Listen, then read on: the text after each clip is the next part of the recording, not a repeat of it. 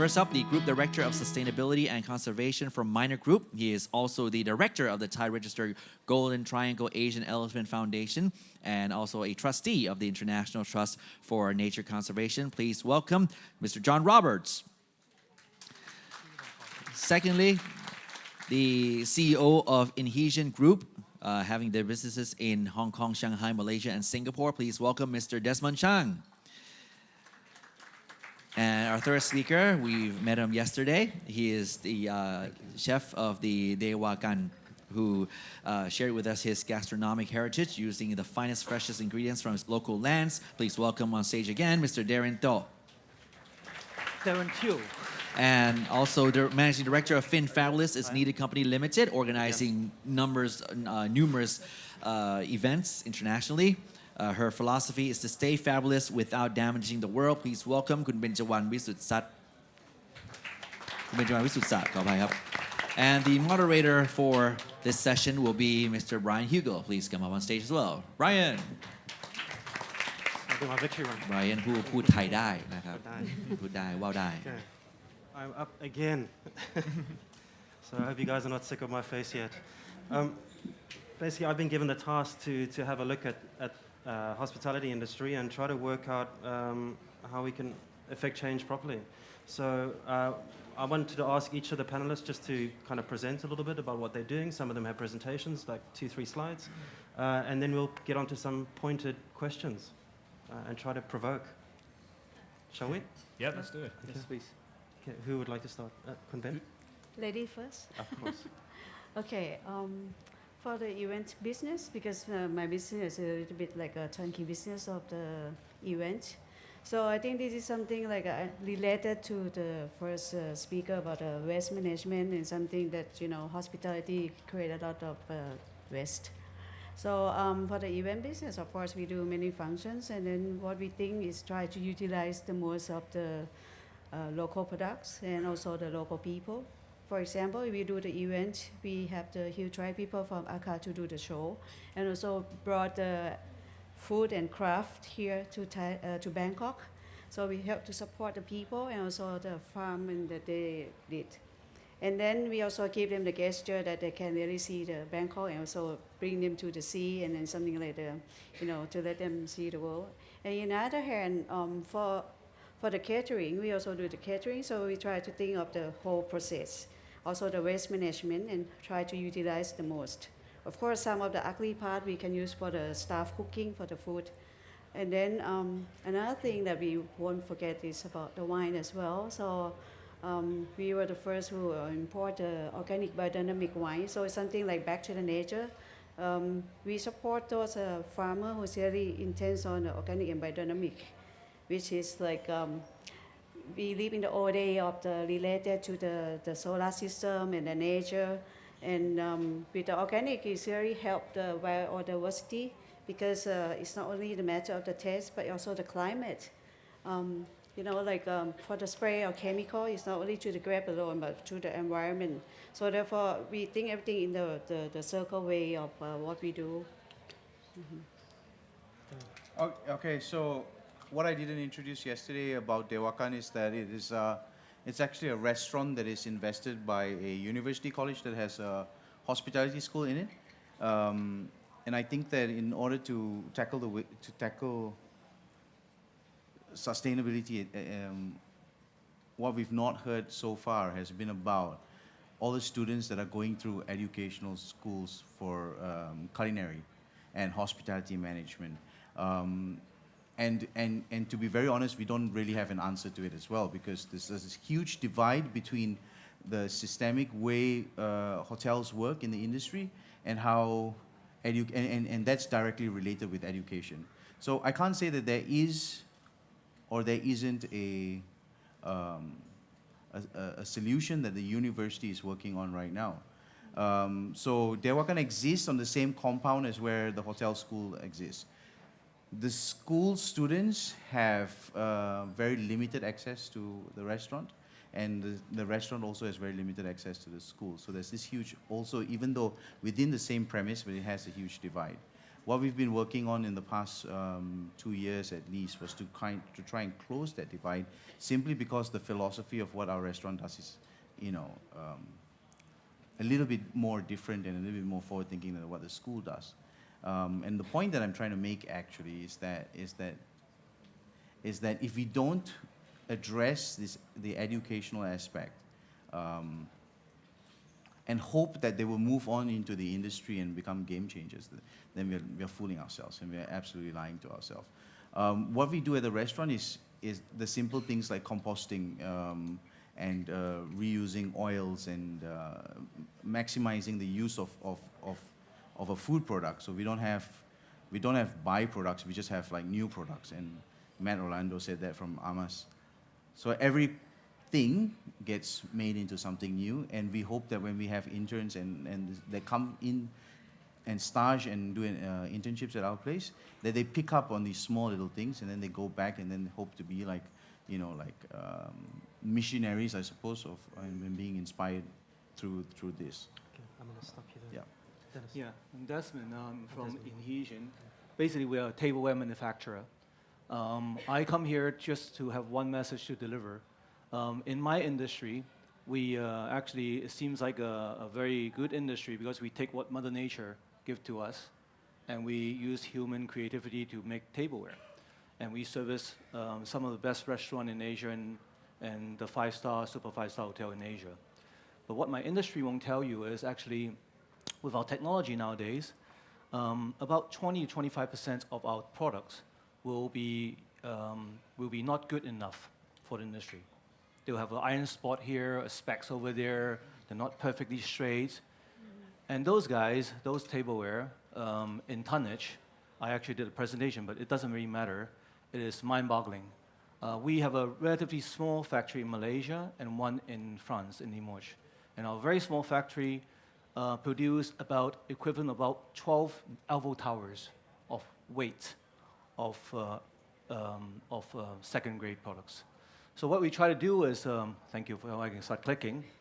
What we try to do is we try to introduce this idea of calling a leg Gaia, which we take those products and we use recycling glaze and also waste color to redecorate them and hopefully to give it a second life.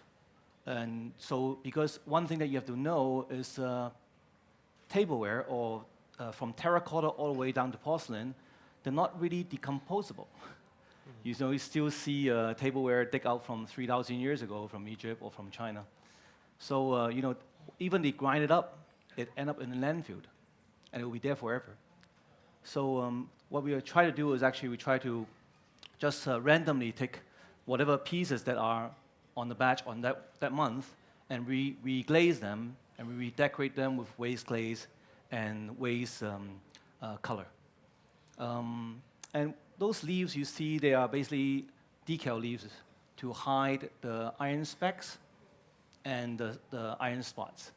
Kind of random, kind of nice. So we try to give a second meaning or second life to tableware and hope we can do something different. We don't know how this project is going to roll out. It's absolutely new. No one in our industry has ever done that or touched that subject. Our website has just launched today. So we'll just see. We'll just give it a try, and hopefully we can do something different. Thank you. Okay, John. Thank you.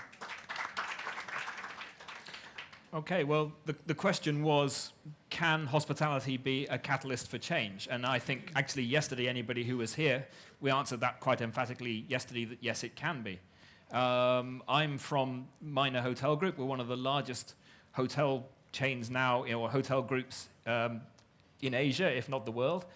And I think we can manage, we can be a catalyst for change in two major ways.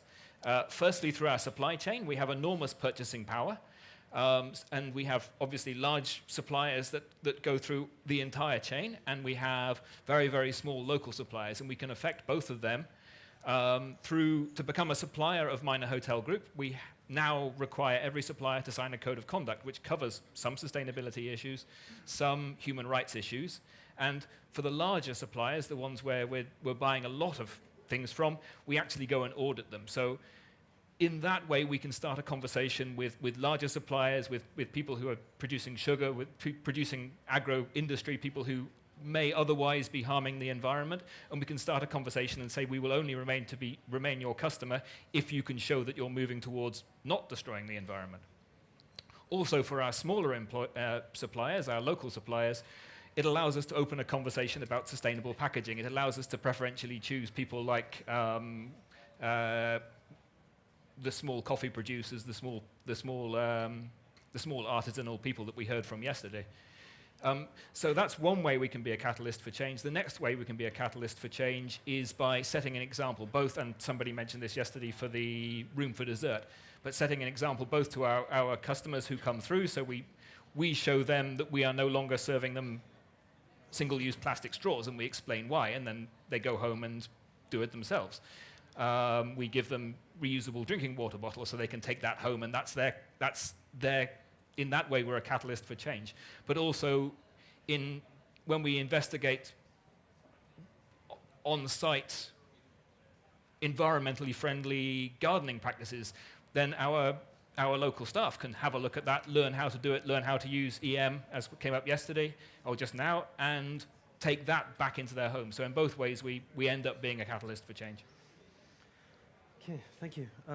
I have one big question and a couple of smaller ones. So basically, listening to all these discussions that are happening, although there are many fantastic ideas that are coming out, it's still in absolute minority when you look at it in the global context. To be quite frank, it's absolutely not good enough yet, no matter which way you look at it.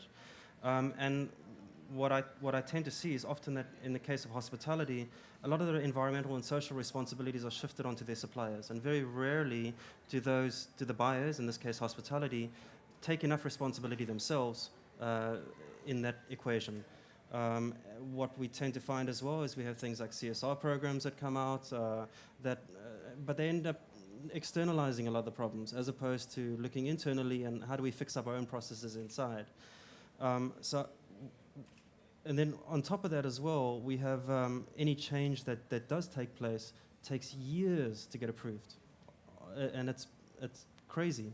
And many of these changes are very small, very simple. It just requires thinking power, very little financial involvement quite often. So what I would like to know from you is quite specifically,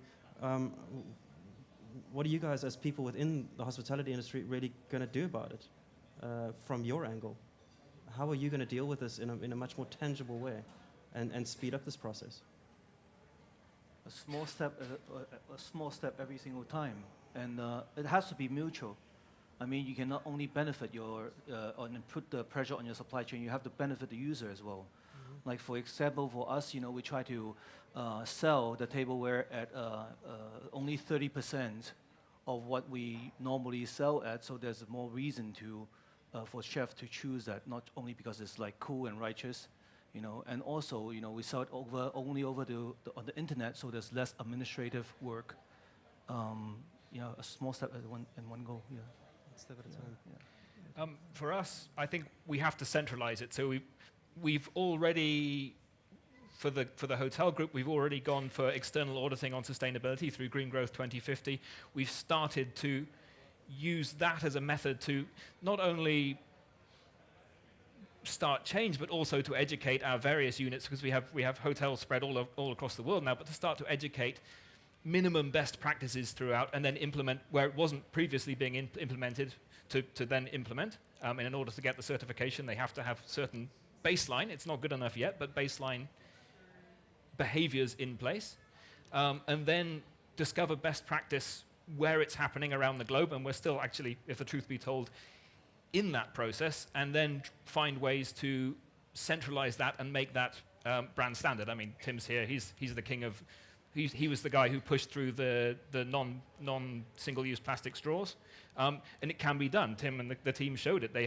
We've been talking about it for years. He stood up, had a meeting in head office, said, "I want to do this," sent out a memo and said, by January the 1st, you will no longer have them in your hotels. And in doing that, we've shown it can be done. And so now our job is to take that a step further and identify other places where we can do better. Plastic water drinking bottles in the hotel rooms. Actually, we managed to, through Green Growth, do that and make a similar decision several years ago and get them out of the room. So we can do it. It's just a question of identifying best practice and then seeing what needs to stay local for now, and then what can be centralized and pushed out.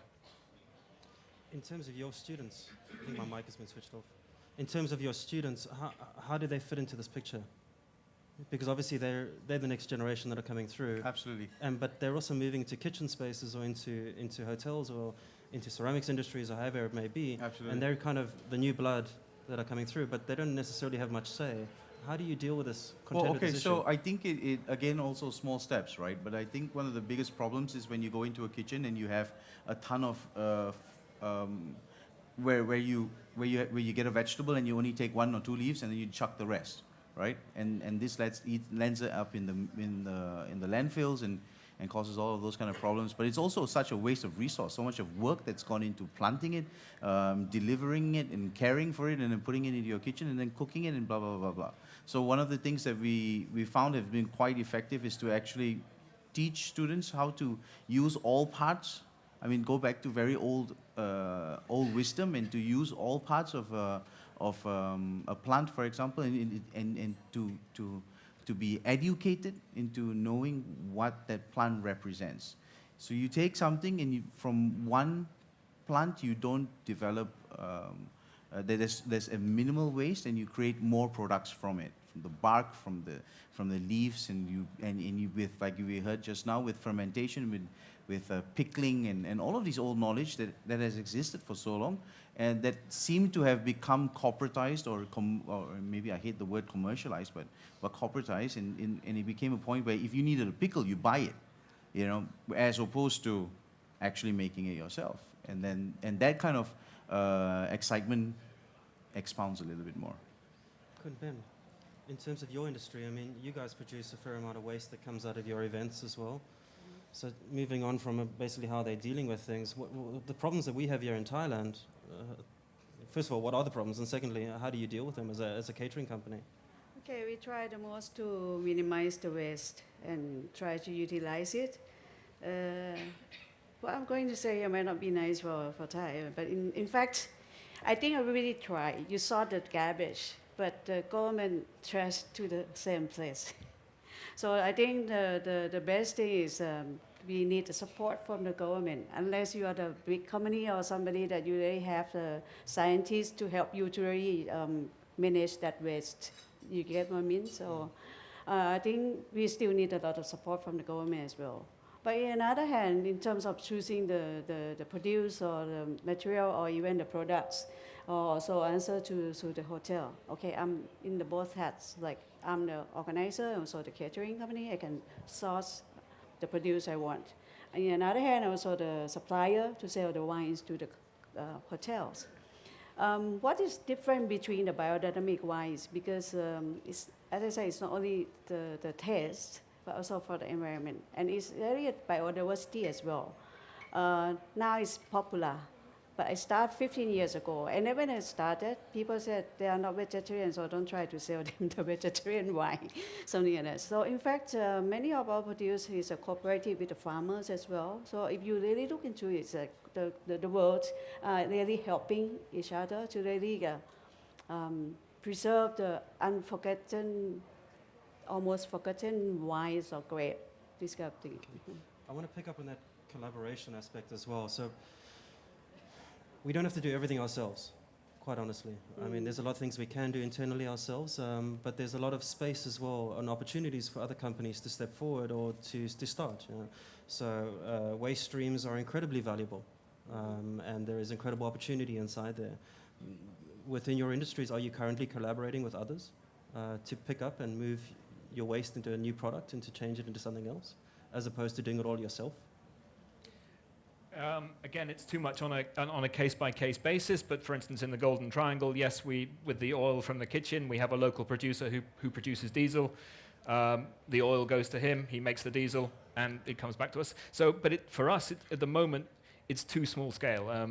We're looking, again, it's one of those things, we look at what can be centralized, what has to remain local, and I think waste streams are one of the things that we can certainly, when we have a group of hotels in one area, we can do a lot better, and we're currently looking at that because again, where we do it, it does tend to be too much a relationship between the hotel and a local guy rather than something that has been mandated from us. We have the same problem. It's everything is fragmented and it's distant from each other. And I think even if you had tried to make a relationship, that relationship will go to someone who started it out of passion and then couldn't find the business end of it, and then work it till the point where he said like, okay, I cannot do this anymore. I just give up. For example? Well, for example, glass recycling. There are only 2 factories in the whole of Malaysia that does glass. And we go through a lot of glass. And trying to find people who would... So we're in Kuala Lumpur, and then the closest is in Johor Bahru, and that's like a 4-hour drive. So getting that logistics of coming and picking up a ton of glass from our restaurant and bringing it back down, and then for them to process that and then to sell it, they make loss. And there's just no way that anybody wants to get into the glass because, you know why? It's because it's because our consumption is just out of control. It's not just us. I mean, every decision that we make, that we're consuming things. I mean, we're just constantly consuming, and that does not. It hasn't reduced in the past, past 15 to 20 years. It just seems to be growing and growing and growing, and there's no way to deal with that kind of huge bulk of waste that that you can process into something better. So it's just easier and more economical to go find a landfill, chuck it in there, and deal with it when we have to. I mean, and that's the kind of mentality that we have. It's not that there's no one doing it. It's just that when they do it, it becomes hard and it becomes tough. And I do think we have to come back almost to what you were saying about the government without wanting to transfer the blame, but what it needs is some form of regulation from the government and enforcement. So if, in the glass case, it became illegal for everybody to not recycle the glass, then it would then become financially viable for people to set up glass recycling factories, and similar with waste streams and everything else. So, and at the same time, setting up an enabling framework to allow those businesses to develop. I am personally quite optimistic. I really believe that every single evolution of government policy are driven by civilians. If everyone start doing it, and if it's important to every single civilian, the government has to entertain to it. Which country do you live in? Huh? Which country do you live in? The government actually listens to people. No, I'm saying that we always have problems, but I would like to look at it the optimistic way. Like, for example, my industry, we are a very, very small factory, but I imagine in Asia, there are underrated products about 300 times more than we have on monthly scale. If you look into China, that's another 30 times larger than that. So, but with the internet, I really believe that one day, we can actually put it all up on the cloud, and then all these tableware are already available, and you just click and you can just source them, and you know that they are underrated, and they will be allocated in the right way. I think we're in a beautiful era that the solution can come out easier than our. Well, you touch on an interesting topic there. So basically, if everything's available to everybody all the time, you take away this argument for local is always best. And it's a really tenuous argument at the best of times. And it's a tricky one. Shipping stuff all over the world, in the case of yourself, all over the region, it comes with its own price tag. But at the same time, producing locally isn't always the answer. Have you butted heads with this before? And in terms of industry, like let's say if you don't centralize, let's say recycling, if you don't take all the glass in Asia in one place, you don't get the most benefit out of it. I really think localization is very, very beautiful and it's important. But I'm not saying that you ship a bottle of water from Europe to Asia, but within Asia, I think there's a lot of things we can do. Yeah. It's close enough. You wanted to say something? Time's up already. Good grief. I can't see any. I'm looking this way, not this way. So, I think we have a few minutes for some questions from the audience. I think I have 5 minutes in the schedule. Yeah. Does anybody want to ask something particularly provocative?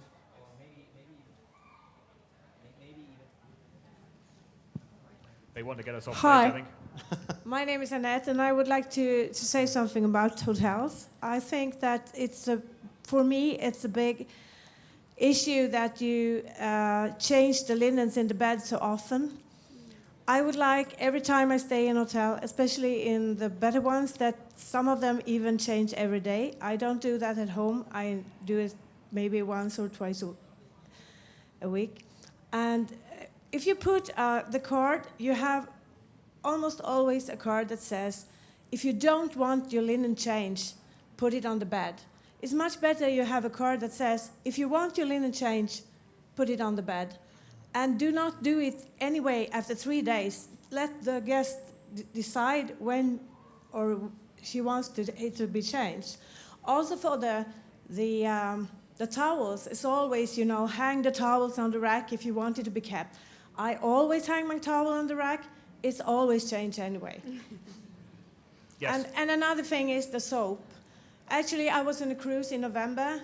I took the soap from the boat, and it's still in my house. I use it every day.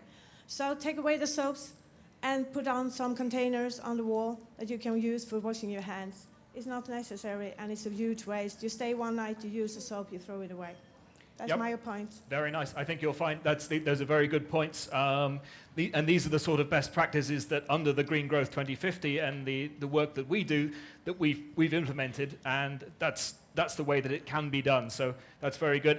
And when we do take away soap, we either recycle it through the laundry, or there are schemes now actually throughout Asia, probably throughout the world, where they can be recycled and turned into, it's called Soap for Hope in Hua Hin, that can be reused. So yep, the good points.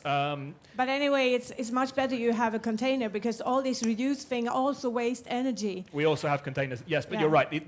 These are best. You've outlined some best practices. In Sweden, where I live, it's very common that you have containers in the shower or by the waste Yep. basin, because it's a big waste. We do. Very good. Best practices should be implemented It's industry-wide. nice to bring a soap at home, but it's, when you stay a lot at a hotel, you have 300, so you never Right. use it in the lifetime. Or maybe easier, don't take any showers at all. That's kind of saves you. That's kind of my strategy. I'm drunk at 2 a.m. Shower? No, not today. Let's take this opportunity to ask Kelvin, would you like to all the speakers in the morning session. Yeah, you as well. คำถามนี้ให้ถามได้ทุกคนเลยแล้วกันนะฮะ To all, you can ask any of our speakers in the morning session before we go to our break. Sir. Okay, for a foreigner who's lived in Thailand for the last 2 years, I'm actually just giving an example from walking from my home today, passing all the local vendors selling food in the street, passing a convenience store up to the point where I take the train to here. I've seen the amount of trash dumped into the water, the plastic usage, straws handed out. And of course, when the flood happens, people complain about, oh, why did it happen in the city? Well, what the fuck, that thing is in the water you're throwing into. The last 2 months, we have one of the worst air pollution in Thailand, and having lived in China for 10 years, it's almost like, oh, here we go again. So we're talking about the group here. I mean, let's be honest, most people here are part of the more, I would say, elite community, or the hotels or the 5 stars, the fine dining. But we're talking about the problem with the mass. And the mass is influenced by mega corporations handling from the supply chain to food to distribution. And I don't want to name the names, but we all know who the names are. Where are we as influencers in this community going to be telling the right people and say, you got to do something about that? And where do we put that pressure point? Tourism board? What else are we going to do about this? And I don't know. I mean, it's a constant conversation I'm hearing, and it's like the same shit has happened over and over again. I know. What's your opinion? Who would like to answer this? That's such a tough question, man. Well, I mean, like, look, it's a problem that's not going to go away till we change how we consume things. And can you say it's the hospitality industry, or can you say it's I don't know, Tesco or something like this? Do they have Tesco here? We do. Shit. No, it's fine. Say something else. But okay, But they still disclaimer. need Hope they don't plastic sue me. bags. But I mean, like these conversations need to happen. Number one, number two. You're right. It has to get down into the masses, and I think that we are oversimplifying a complex problem. You go down to the streets and you tell the guy, hey, look, don't put your plastic bags, don't put your trash here. The guy's got more things to worry about. I mean, poverty is a great, not a motivator, but it's a driving factor. Like you want to tell this guy, hey, if you put stuff into your drain or something like this, for him it's no cost. But if society at some point comes to a point where we have to, like in Switzerland, they charge you for your trash, right? Can you imagine that happening here? Yeah, please. They could charge us, yeah. but what about the guy on the street? Yeah, exactly. Enforcement, regulation and enforcement. Well, but that's the thing. It's not just regulation and enforcement, because this guy is going to find a way to make his life, to make his already hard life simpler. We're so far removed from the problem. We're sitting here in our ivory towers and eating, stuff with our cutlery, but what we don't realize is that right at this bottom here, people do not see the value. So we're oversimplifying a very complicated issue. If you really want to address this problem, we shouldn't be here. We should be out there and making an economy work and making a situation where people can make significant amount of money, elevate where they live into something greater, and then be able to become more self-actualized of some sort. But that's not going to happen in the next 5 to 10 years. But that's somewhere where we as a mega corporation, which we are getting towards being now, can start to help. And I don't know how many people we employ throughout the hotel group, but they're all consumers. They all live. They're all local. They all go home. If we can show them ways that reduce these things, if we can begin to educate them, if we can get them to go to 7-Eleven and say, no, thank you, I don't want a straw, no, thank you, go to their vendor, no, thank you, I don't want a bag, then that starts the conversation. And I think we'll not solve it overnight. I think you're right. But as long as we can set an example and get better at setting examples, I put my hand up and say we have to, then at least we can start moving the conversation forward. Okay, I think we're reaching a point where I'm really out of time now. But basically what I'm hearing is, besides kind of government intervention, it requires a dramatic cultural shift in the way we view this problem or this series of problems. Would that kind of sum it up? Yeah. Yeah? Okay. We're done. I guess. Thank you. A big round of applause, ladies and gentlemen, for Mr. Roberts, Chef Darren, and Mr. Chang, and of course, Kun Benjawan as well. And thank you, Brian, for your moderation.